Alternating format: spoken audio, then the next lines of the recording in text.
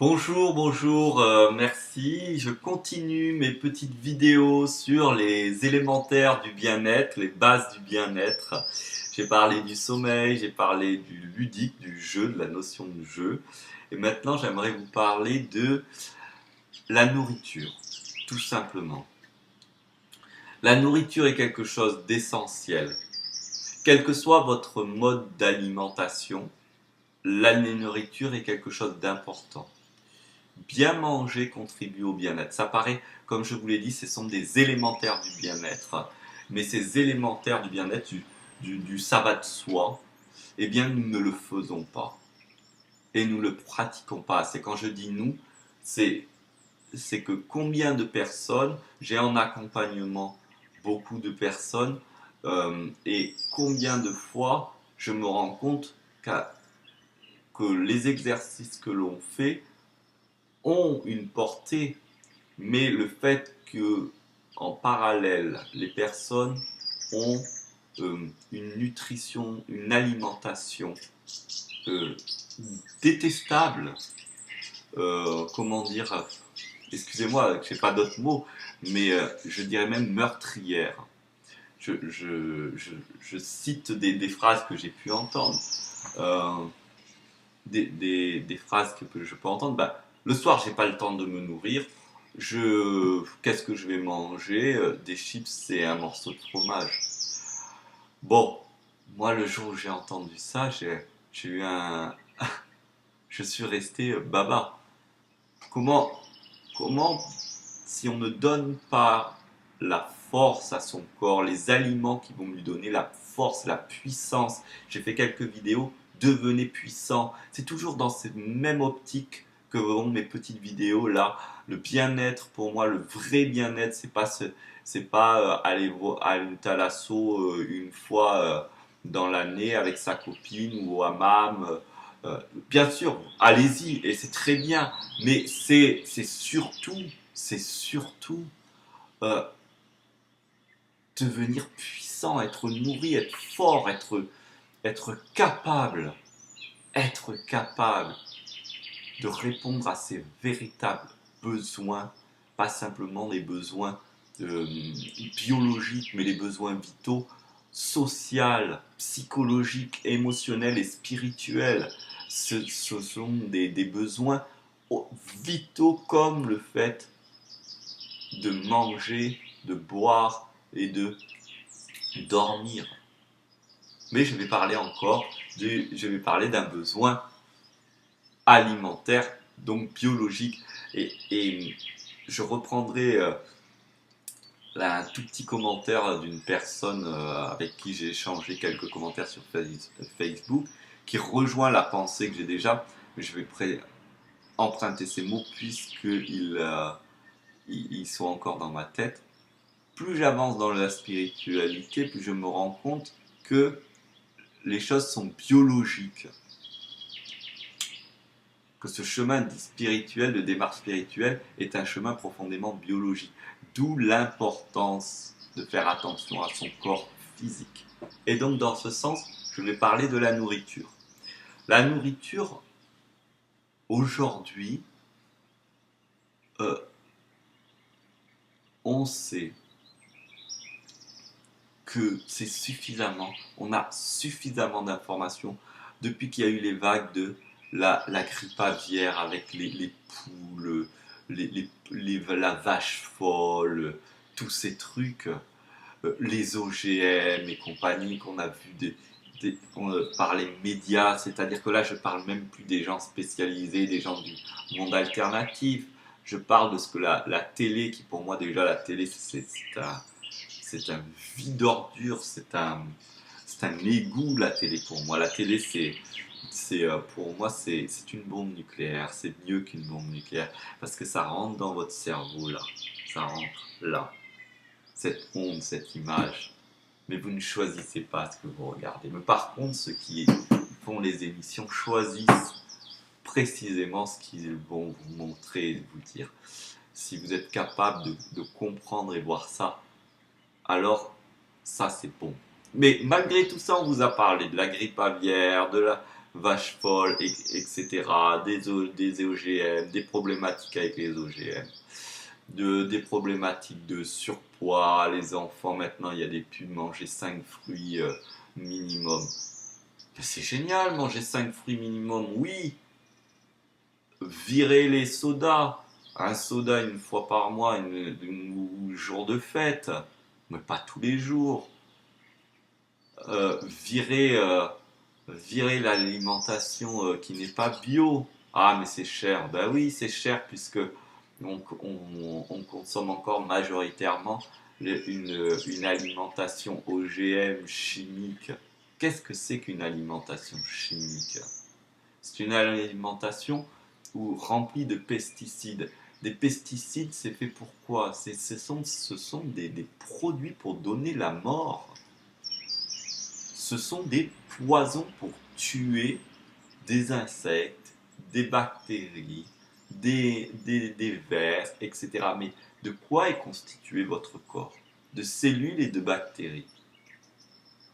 Et donc, c'est ce que vous injectez, c'est vous injectez du poison dans votre corps. Ensuite, qu'est-ce que vous allez injecter? Les conservateurs.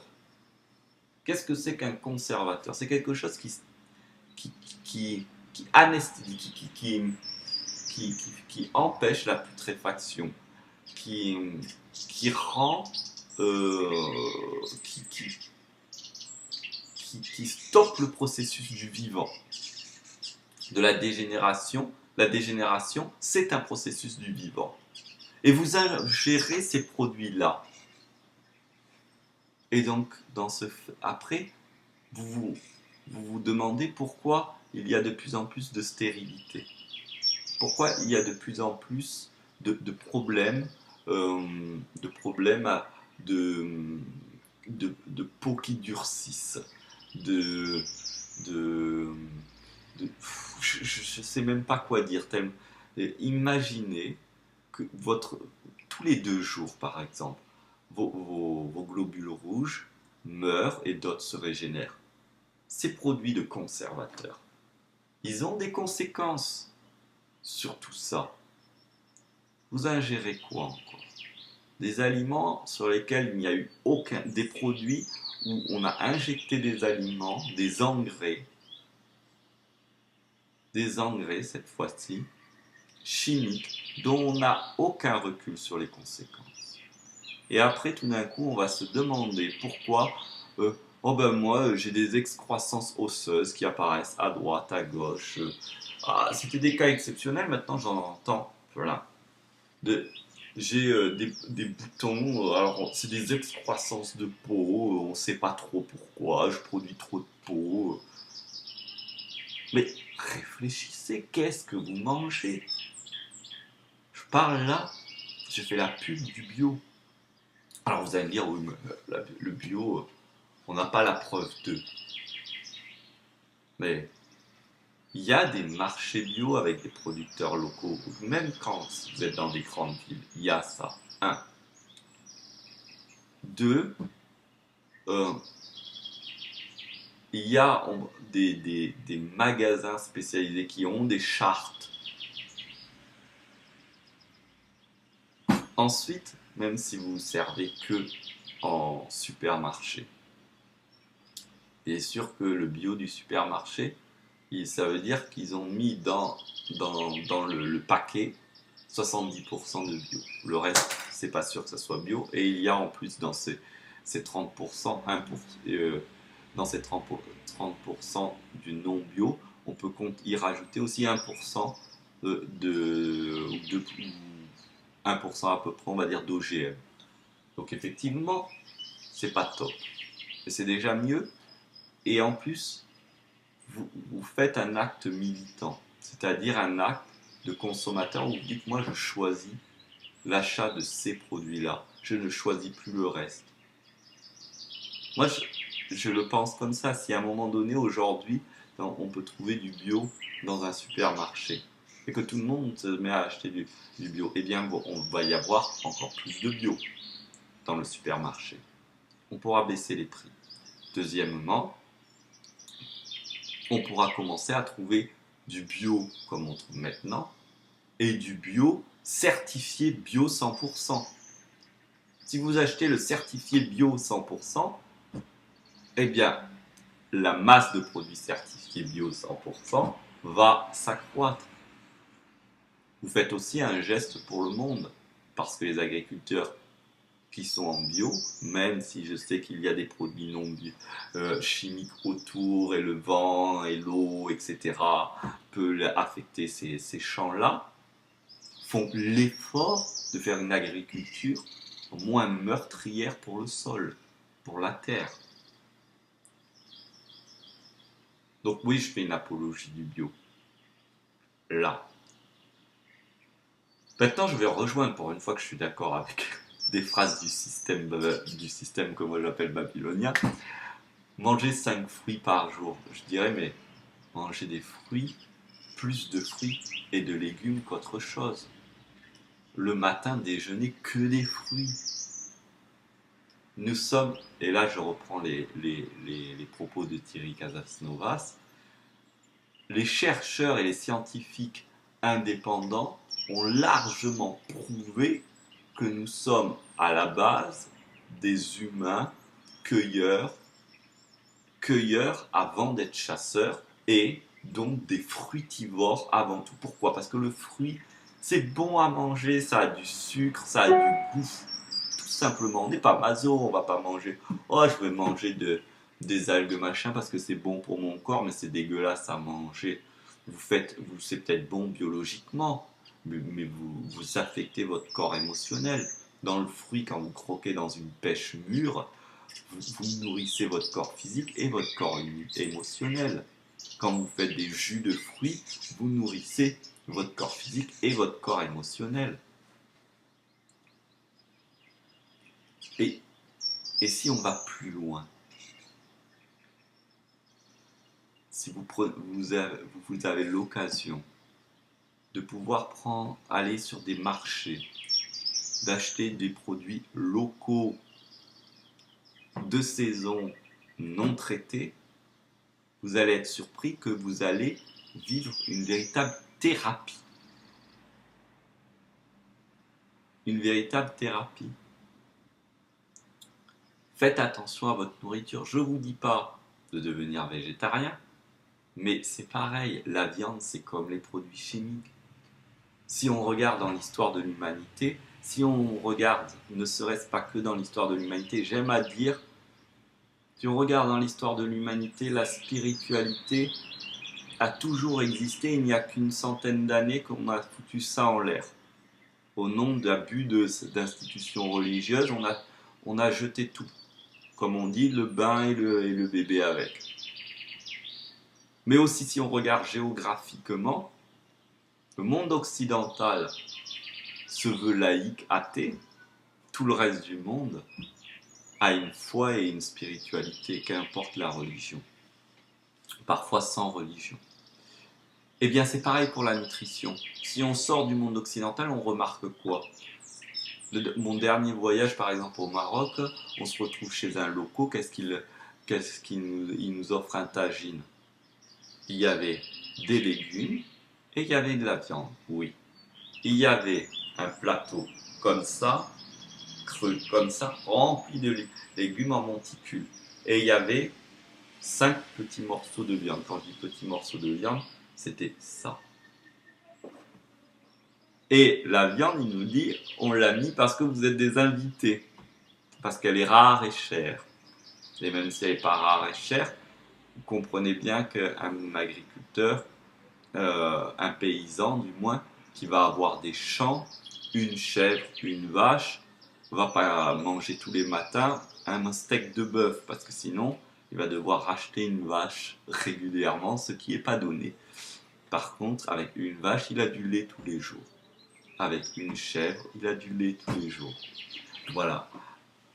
Je ne parle pas de la question du lait, puisque là c'est pareil, le lait est un poison, le gluten aussi, mais allons progressivement. Essayons de réfléchir comment manger sainement. Essayons d'imaginer si on devait produire nos aliments nous-mêmes. Qu'est-ce qu'on mangerait? vous verrez que vous allez changer votre... Rien qu'en répondant à cette question, vous allez changer votre alimentation. Et qu'est-ce qui est le plus simple? C'est de cueillir des fruits. Alors, vous allez me dire, oui, mais j'ai pas le temps de cuisiner. Mais 80% des légumes et des fruits peuvent être mangés, 100% des légumes et des fruits peuvent être mangés crus. Il n'y a pas besoin de les cuisiner. Quant aux céréales, si vous voulez si vous en mangez, une casserole d'eau chaude, du céréales, 15-20 minutes et c'est fini. Donc, vous allez voir que si vous commencez à manger des fruits, moi je vous invite, je reprends le conseil que j'ai entendu dans une vidéo de Thierry Casasnovas qui a transformé ma vie. Commencez par le matin, mixer ou en tout cas vous faire des jus de fruits. Moi je ne me prends pas la tête, je prends les fruits, j'enlève le noyau, je mets tout, la pulpe, tout, la peau, je mixe tout. Et je bois ça, je suis quasiment puré, épais, j'y mets un peu d'eau. Vous allez voir que ces fruits, ils vont vous vitaliser, ils vont transformer votre estomac, vos intestins, votre côlon, tellement bien. Au début, effectivement, il y en a qui vont me dire, oui, mais je vais avoir la chiasse et tout. Un temps, je vous assure, pas si longtemps. Vous allez avoir mal au ventre au début, mais pas longtemps. Le temps de quoi? Le temps de la thérapie, au fond. Le temps de l'élimination, de l'épuration. Une fois l'épuration faite, c'est la vitalité, la force, la joie qui arrive. J'aimerais citer une personne que je suis en accompagnement avec qui nous abordons la notion d'alimentation. Eh bien, après quelque temps de ce type d'alimentation, de juste ne pas modifier tous ses repas, mais prendre des jus de fruits le matin, elle a même redéveloppé ou développé le goût de la cuisine, chose qu'elle croyait que la cuisine, elle n'en avait rien à foutre et qu'elle détestait. Mais c'est sûr que quand on achète des produits de la matière première dégueulasse et qu'on la combine, on a quelque chose qui est médiocre et ça ne nous motive pas. Alors que si on a une matière première en plus faible quantité parce qu'elle est plus chère, mais en plus faible quantité, et que on la cuisine, on la combine, elle est meilleure. Elle est meilleure, elle est plus nutritive, donc du coup vous mangez moins et le côté cher est compensé par le côté moins de quantité. Achetez un paquet de pâtes Lidl, vous allez devoir manger 2 grosses assiettes pour avoir l'impression de ne plus avoir faim. Et 2 heures après, vous allez grignoter par exemple un Mars et vous aurez encore faim. Achetez du riz bio complet. Faites-vous-en une petite assiette. Vous verrez que vous aurez plus faim et que vous ne grignoterez pas après.